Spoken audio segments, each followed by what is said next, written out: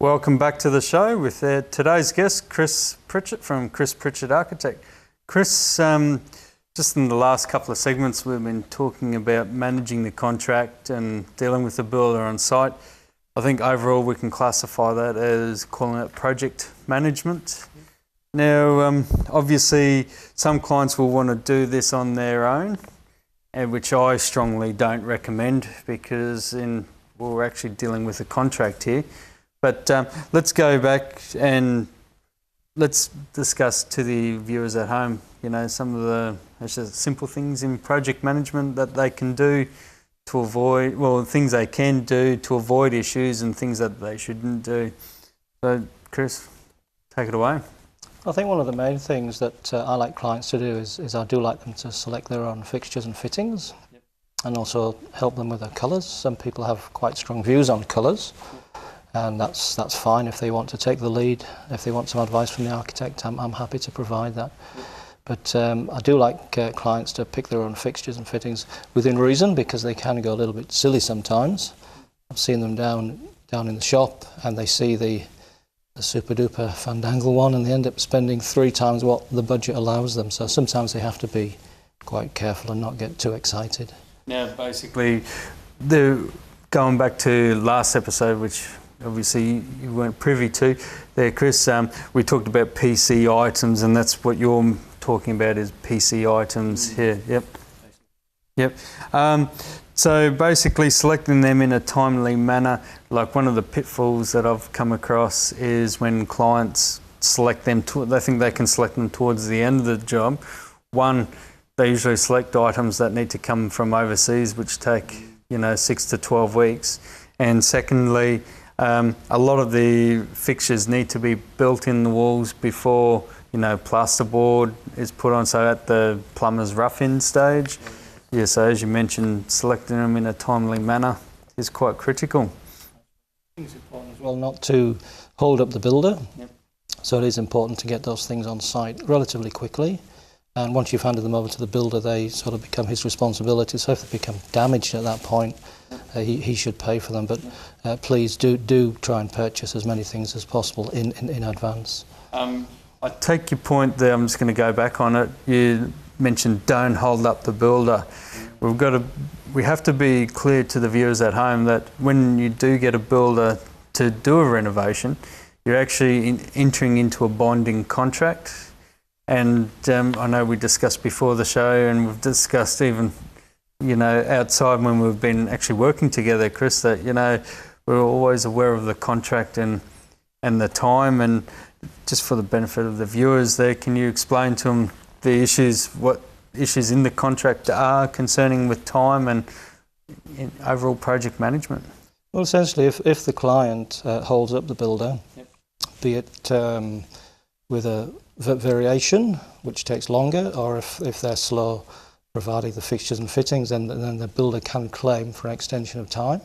And that extension of time, because time is money, they can claim for costs for that time. Yeah, so because the only item really in extension of time that don't carry costs is really inclement weather. Yep. So anything that the client does to delay the builder carries a cost penalty. Yes, and it can be quite expensive. As you say, if you order something that isn't available for 6 weeks, like a major item that does hold up the job, you could be up for 6 weeks of costs, which soon adds up. And I know with clients they want to, they want to manage the projects themselves because they want to get involved because it's their project. So, ultimately they want to run it and be in charge of it. So in terms of other tips that they should do, is there, having regular meetings, and does that be a good project management tip for them? Yes. So you must talk to the builder, even if you talk to him every day. Yep. A lot of clients I know usually have a quick meeting with the builder in the morning before they go to work, just so that if there's any last minute things or issues they need to talk about, they can do that in the morning. But it's very important to have a structured method of meeting as well. So you may have a major meeting at the end of every week, or say the first day of the week. It really depends on the builder. In terms of a structured meeting, what should the meeting agenda make up? Well, Effectively, I think the first thing is to take notes. That's quite important. Don't just have a conversation and not write it down. And either the builder can do that, or you can do it as the home owner. And basically, can take the structure of progress, how things are going, if there's any variations that have to be attended to, and just basically the sort of general sort of business that you have to go through. So you talked about variations, progress, and with that, obviously, progress comes with EOTs. And we also mentioned PC items, whether they were resolved or they're still outstanding, still need to be selected. So that should be in the meeting, shouldn't it? Yep. And also RFIs, which is requests for information. So if there's anything that the client needs to answer for the builder, because as you said, if you hold the builder up, he can claim extension of the times with cost, and there can be a lot. I honestly recommend having an architect administer the contract. I'm all favour for it from my point of view, because there's nothing worse than having a client who is the one paying me as the builder administering their own contract, and obviously it doesn't seem fair when they're deciding upon all the rules.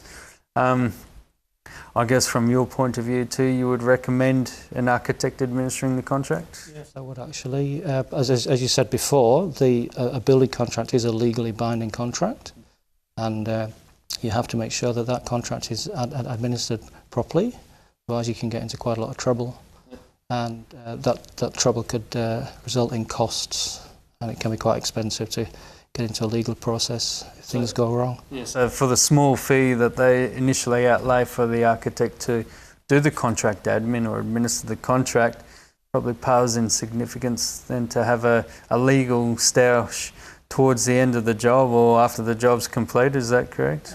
I think so. I think if there's going to be a fight with the builder, it's best that the architect deals with all those fights and not the actual client.